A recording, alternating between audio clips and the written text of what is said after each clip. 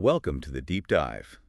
Ever feel like you pour everything into a TikTok video and it just disappears, like into the void? Oh, yeah. Happens all the time. You're definitely not alone.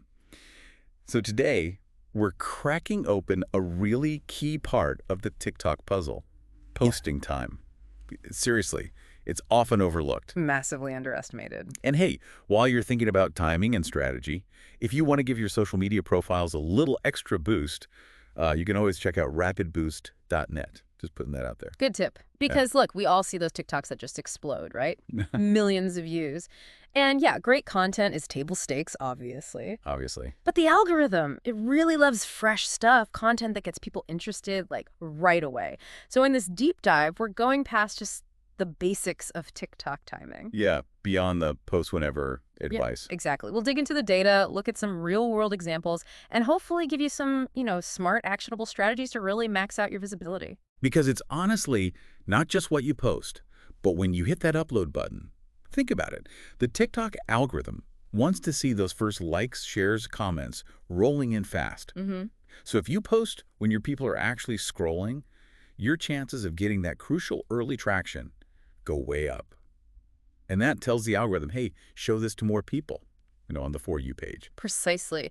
And there's data backing this up. Studies from places like Influencer Marketing Hub, Hootsuite, they've shown engagement rates can jump, significantly. We're talking 20, even 40% sometimes. Wow, 40%. That's huge. It is, just by aligning posts with those optimal times. It's not luck. The algorithm is literally built to reward stuff that hits when users are active. So, timing, it's a real advantage. Okay, but here's the kicker, right? There isn't just one magic hour that works for absolutely everyone. No, definitely not. The best times, they're kind of nuanced. Depends heavily on, where your audience is, who they are, demographics, right? Yeah.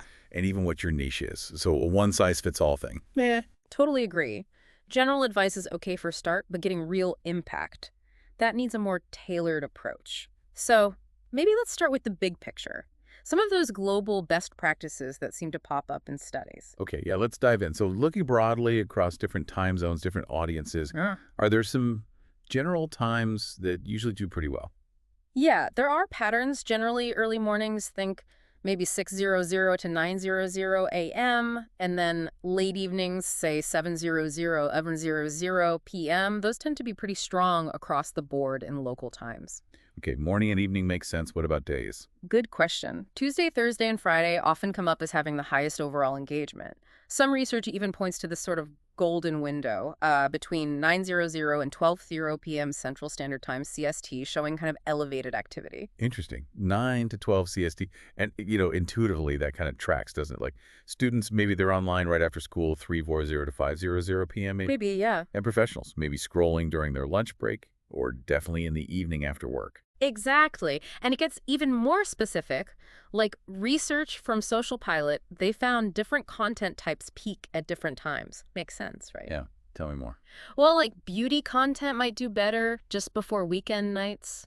People getting ready, looking for inspo. Ah, okay. Weekend prep? Right. And recipe videos, maybe best just before dinner time when people are actually thinking about what to cook. It's all about catching people in that moment when your content is most relevant to what they're doing or thinking about. You got it. Aligning with the flow of their day. And you mentioned real-world examples. Can we look at one? Does this actually work in practice? Oh, absolutely. This is where it gets really compelling. Let's take a fitness creator, Jenna Chu. So initially, she posted her morning routine videos around noon Eastern time. Views were okay, few hundred maybe. Okay, decent but not huge. Right. But then she made a strategic shift, started posting at 7:30 a.m. Eastern. Why? To catch her East Coast Gen Z audience right when they woke up, probably scrolling first thing. Smart move. And did it work? Big time. Her views jumped, not just a little, but into the tens of thousands. And get this, her follower growth rate doubled just from changing the upload time. Wow. Okay, that's dramatic. It really hammers home how much timing can matter. So how do we, the average creator, figure out those sweet spots for our specific audience? That's the million-dollar question, isn't it? To get past the general stuff, you got to know who you're talking to and when they're actually on TikTok. Right. And luckily, TikTok gives you tools for this. If you've got a pro or business account, you get access to their analytics. Really valuable stuff in there. Okay, analytics. What should we be looking for specifically in there? Key things. Follower location. Super important. Are they mostly in the US, Europe, Asia, somewhere else? Because ideally you want to post when they are awake and active. Even if it's like 3 a.m. my time. Exactly. Even if it feels weird for you, it's about their time zone. Then look at the active times data. TikTok shows you hour by hour, day by day when your followers are scrolling the most. Is there a common peak time people see there? Yeah. Often, yeah. A lot of creators find a peak around 8 p.m. in their audience's local time, but yours might be different. Okay, that makes total sense. So, like your example, if I'm in London but my audience is mostly in New York, I should be aiming for New York's evening peak, not London's. Precisely. And layer on top of that the demographic context. Are they students? After school might be key. Working adults. Lunchtime. Evenings. Match it to their likely lifestyle. Got it. So understanding the audience broadly is step one. What about niche? Does, say, gaming content have different peak times than cooking content? Oh, definitely. These niches, they're like distinct communities on TikTok, and yeah, their activity patterns can vary quite a bit. Like what? Give me some examples. Okay, so gaming or esports, you'll probably find afternoons, late nights, and weekends are prime time. That's when they have more free time, right? Makes sense. More leisure time. What about something like educational content? Tutoring videos. For that stuff, early evenings, maybe those after-school hours, often work well. Students looking for help with homework or just learning something new after class. Right. And food. We touched on recipes before dinner. Yeah, food and recipes often kill it between, say, 4.0 and 6.0 p.m. weekdays, catching people planning dinner. Weekends around mealtimes can be good too. Okay. Fashion and beauty. You mentioned pre-weekend? Yep, Thursdays and Fridays tend to be strong for fashion and beauty, often in that 3 p.m. to 8 near 0 p.m. window. Again, that pre-weekend buzz, looking for ideas. And motivation. Or mindset content. My guess would be mornings. Spot on. Mornings, usually that 7.0 to 9.00 a.m. slot, can be really effective. People start in their day looking for that boost. Perfect. But here's a critical point. These are general trends for niches. Things like viral challenges, breaking news, a huge trend taking off that can shift everything temporarily. Oh yeah, TikTok trends move at light speed. You got to be flexible. Exactly. Be ready to adapt. So, with all these variables, global times, audience location, niche, trends, is there really one single best time to post? It sounds kind of complicated. Honestly, no single magic bullet. Not one time that guarantees success every single time for everyone. And that's precisely why you have to experiment. Ah, experimentation. Okay. Yeah, the creators and brands really crushing it on TikTok. They are constantly testing, tweaking, analyzing. Their posting schedule is part of that ongoing refinement. So how do you do that? How do you experiment systematically without just guessing? Good question. You start with a baseline. Use those global best practices. Maybe layer in what you know about your niche as your starting point. Okay, got a starting hypothesis. Then what? Then you track everything. Every time you post, note the exact day and time, then watch the video's performance closely. How's the reach, the engagement, like within the first hour, super important. And then check again at 24 hours. First hour and 24 hours, got it. Anything else to track? Yeah. Look for correlations between posting times and follower growth. Also dig into your analytics, check the traffic sources. Are videos posted at certain times getting more For You page traffic? That tells you if the algorithm liked the timing. So you're looking for patterns over time, not just one video's results. Exactly. Do this consistently for several weeks. You'll start seeing which days, which hours consistently give you better results. Then, double down on those winning windows. Makes sense. Focus your energy where it works best. And this is key, don't just set it and forget it. Trends change, your audience might shift. Keep testing occasionally, stay aware. Right, continuous improvement. You mentioned another real-world example earlier relating to this testing idea. Yeah, a great one. There was this coffee shop in Portland. They posted about their morning coffee, obviously, but also their late-night desserts. Okay. Their assumption was coffee content in the morning would be the winner. But when they actually looked at their TikTok data, surprise, What happened? their dessert videos, posted after 8 p.m., consistently got way higher engagement, like 60% higher than the morning coffee stuff. No way. So people wanted dessert content late at night.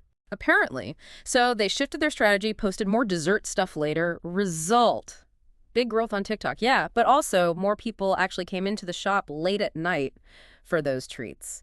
Real world impact. That's fantastic. It shows digging into your data can reveal things you wouldn't expect. Yeah. Okay, so for everyone listening, what are the practical steps they can take, like, right now to start optimizing their schedule? Okay, step 1. Dive into your TikTok analytics. Yeah. Seriously, spend time there.